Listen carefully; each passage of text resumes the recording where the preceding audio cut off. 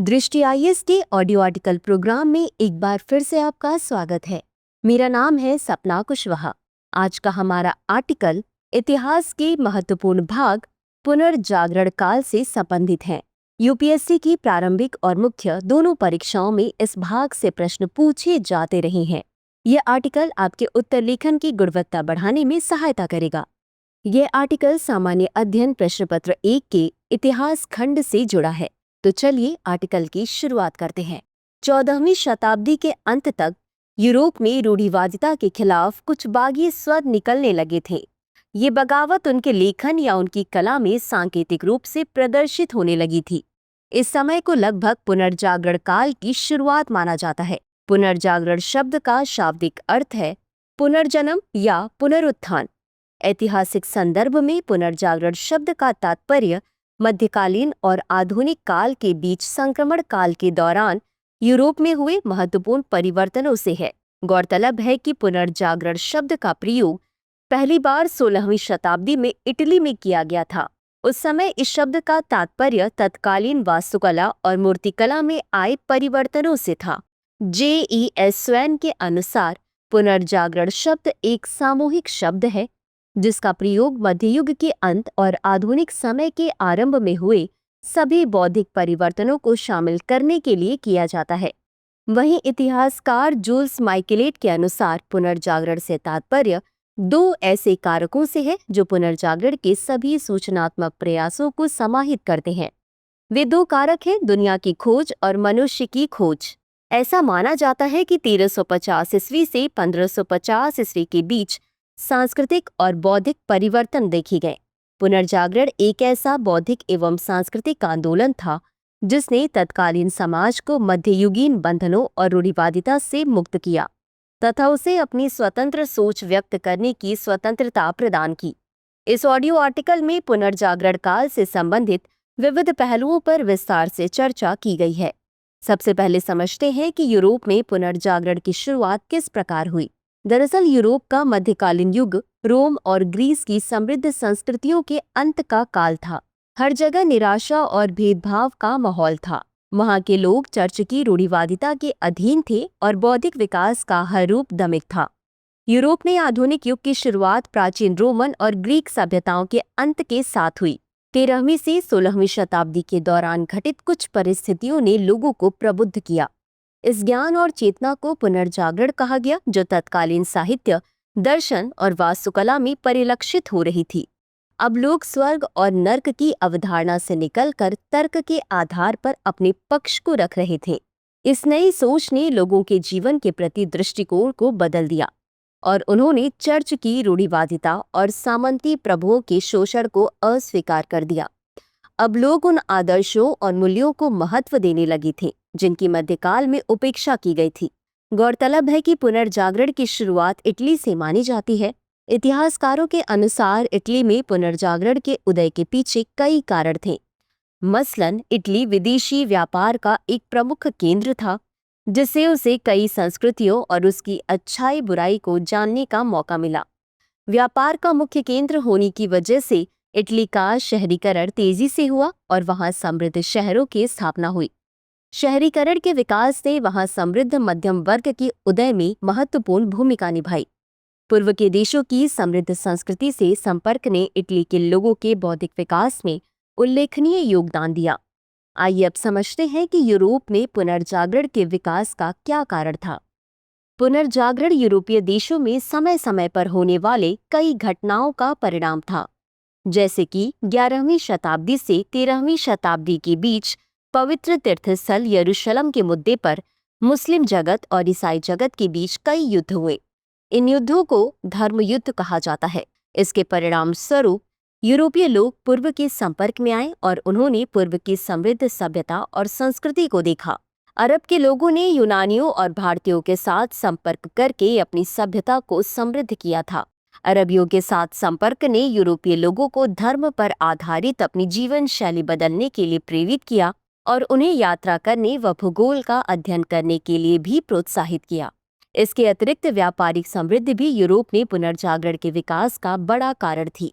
Europe में व्यापार के विस्तार ने समृद्ध मध्यम वर्ग को बढ़ावा दिया इसके अलावा चर्च की रूढ़िवादिता और अधिकारों की गलत इस्तेमाल ने लोगों को उसके खिलाफ करना शुरू कर दिया था। साथ ही नई खोजों और आविष्कारों ने भी पुनर्जागरण के विचार को बढ़ावा दिया। कागज और मुद्रण मशीनों की खोज ने लोगों के लिए साहित्य और दर्शन शास्त्र का सृजन करना आसान कर दिया था। मध्यकाल में यूरोपवासियों ने अरबवासियों से कागज बनाने की कला सीखी और टाइपिंग मशीन के आविष्कार ने बौद्धिक विकास का मार्ग प्रशस्त किया। आइए अब जानते हैं कि पुनर्जागरण काल की विशेषताएं क्या थीं। पुनर्जागरण काल के साथ कई विशेषताएं जुड़ी हुई हैं। पुनर्जागरण ने यूरोप में तार्किक और विवेकपूर्ण सोच को प्रोत्साहित किया और लोगों को मध्यकालीन धार्मिक परंपरा की जकड़न से मुक्त किया। पुनर्जागरण काल के उदय ने मानव जीवन के महत्व और एक गरिमामय जीवन की आवश्यकता को स्वीकार किया। इस काल में तत्कालीन सबसे महत्वपूर्ण भाषा लैटिन के स्थान पर क्षेत्रीय भाषाओं में अधिक साहित्य की रचना की गई। दरअसल बाइबल पढ़ने के लिए लैटिन जरूरी था, जिससे यूरोप में भाषा संबंधी रूढ़िवादिता स्थापित कर दी थी। पुनर्जागरण काल के दौरान कई नई भौगोलिक खोजें हुई और वैज्ञानिक अनुप्रयोगों को महत्व दिया जाने लगा। वहीं पुनर्जागरण कालीन साहित्य की बात करें तो तत्कालीन साहित्य में प्राकृतिक सौंदर्य का विशेष वर्णन किया गया। साथ ही आधुनिकता से संबंधित विविध मुद्दों पर भी इस काल के साहित्य में चर्चा की गई। लेकिन सवाल है कि यूरोप में पुनर्जागरण का प्रभाव क्या हुआ। पुनर्जागरण काल ने साहित्य, कला और विज्ञान के साथ मानव जीवन के हर पहलू को प्रभावित किया। साहित्य के क्षेत्र में पुनर्जागरण के प्रभाव की बात करें तो इससे पहले साहित्य का सृजन केवल लैटिन और ग्रीक भाषा में ही होता था। लेकिन पुनर्जागरण काल में क्षेत्रीय भाषाओं, साहित्य, शिक्षण और सीखने का विकास हुआ। इसके अलावा साहित्य की विषय वस्तु में भी परिवर्तन हो गया था। इस काल के दौरान धार्मिक विषयों की जगह मानवीय विषयों और मूल्यों पर साहित्य लिखा जाने लगा था। वहीं कला के क्षेत्र में बात करें तो इस दौरान पुरानी परंपराओं को पीछे छोड़ते हुए स्वतंत्र शैली का विकास हुआ। इस काल में चित्रकारों ने धार्मिक विषयों को नजरअंदाज नहीं किया, बल्कि उनकी चित्रकला का चित्रण मानवतावादी और सांसारिक अधिक था। इसके अतिरिक्त इस काल के दौरान विज्ञान के क्षेत्र में भी पर्याप्त वृद्धि हुई। पुनर्जागरण ने लोगों को चर्च के नियंत्रण से मुक्त होने और स्वतंत्र रूप से सोचने का अवसर प्रदान किया। जैसा कि फ्रांसिस बेकन ने कहा था, ज्ञान केवल अवलोकन और प्रयोगों से ही प्राप्त किया जा सकता है। 16वीं शताब्दी में यूरोप में वैज्ञानिक क्रांति का युग आया। इस दौरान आइजैक न्यूटन ने अपने गुरुत्वाकर्षण के सिद्धांत से दुनिया को चकित कर दिया। फ्रांसीसी गणितज्ञ और दार्शनिक डेस्कार्टेस ने ज्यामिति में गणित का उपयोग किया और गैलीलियो ने पेंडुलम, बैरोमीटर और दूरबीन के सिद्धांत की खोज की। लेकिन पुनर्जागरण का सर्वाधिक प्रभाव मनुष्य के दृष्टिकोण पर पड़ा। अब मनुष्य की रुचि ईश्वर से हटकर मनुष्य की ओर हो गई। मानवतावादी विचारकों ने धार्मिक ग्रंथों के तप और आध्यात्मवाद को अस्वीकार कर दिया तथा सौंदर्य, मानवीय प्रेम और भौतिक सुख को जीवन का सार मान लिया। इस युग के मानवतावादी लेखक चर्च के बजाय जीवित प्राणियों के सुख दुख में अधिक रुचि रखते थे। उनका मुख्य उद्देश्य केवल ईश्वर की सेवा करना या कोई सैन्य उपलब्धि दिखाना नहीं था, बल्कि लोगों के कल्याण के लिए जीना था। फ्रांसिस्को पेट्रार्क, जिन्होंने स्थानीय बोली टक्सन में प्रेम गीत लिखे, वे पुनर्जागरण को मानवतावादी के रूप में प्रस्तुत करने वाले पहले व्यक्ति थे। इसलिए उन्हें मानवतावाद का जनक कहा जाने लगा। निष्कर्ष: पुनर्जागरण काल ने यूरोप में एक नए युग का सूत्रपात किया। पुनर्जागरण ने मनुष्य को अपनी बात सुनने और व्यक्त करने के लिए स्वतंत्र बना दिया।